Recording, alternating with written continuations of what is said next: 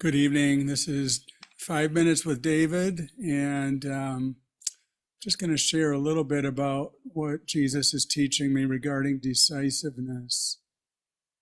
Decisiveness, when it comes to accepting miracles on the desires in the subconscious that he points out to me.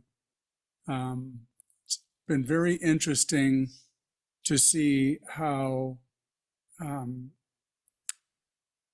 he'll take me from one desire to another before I finish on it, and show me that that's the one that I need to look at before I finish the other one.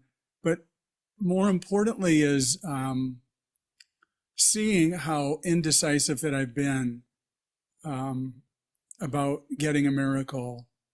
You know, Jesus says, you won't be able to hear the voice until you first see how much you don't want to hear it.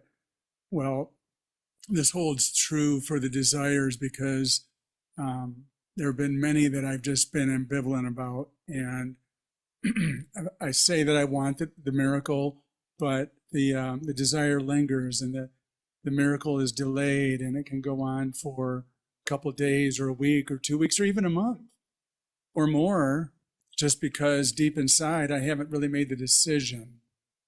And I saw how that went on for quite a while. And it's just recently, within the last couple of weeks, I can say that I've really chosen to see the power that I have, that I carry. I don't even have the power of God in me. I am the power of God. I am. And the ego is just a little tiny blip on a screen compared to this vast universe of power that I am. And so the ego has no power over me, but I've given it all of my power my whole life.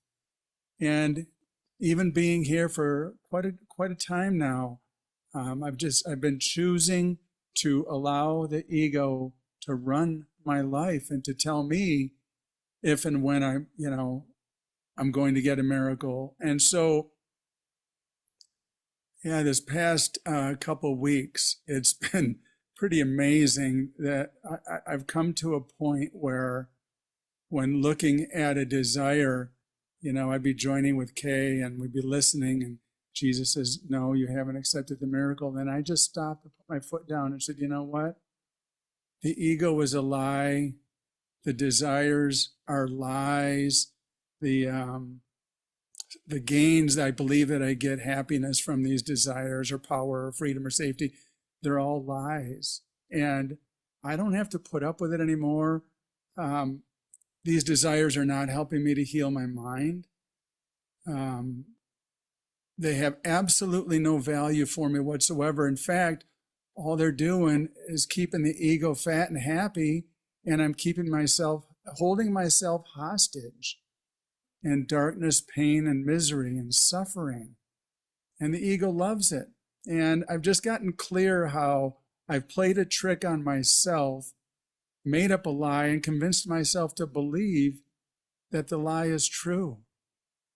I joined with Kay, and I just shared something that was really, really bugging me and bothering me.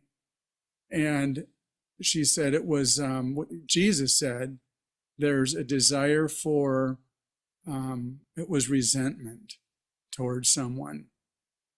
And in that moment, I just said to myself, no, I am not the owner. This doesn't belong to me, and I'm not holding on to it any longer. And that was early afternoon. And that evening, I got somewhat ill, sick, dizzy, and heard from Jesus it was releasing on the desire. And the next morning I made the decision that none of it was acceptable, and I claimed the miracle. I didn't even ask for it. I claimed it. It's my right. It's my inheritance. It's here now, and I'm taking it. And I'm putting this desire down in the light. I'm not going to hold it anymore.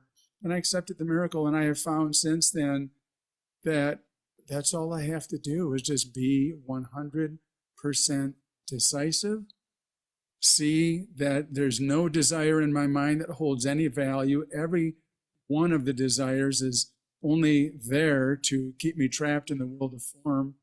And it'll never help me to know the peace and love of God. So, yeah, getting miracles and being decisive about it and listening to Jesus and following his lead has been miraculous, no question, but more so vital, just critical to make that decision for me. And he's showing me how easy it is to be adamantly decisive, to say no to the desires, to say yes to the miracle, and I accept them. So it's, I see the healing happening. The fruits of the looking here for the last couple of years are blooming, and it's beautiful. So thank you.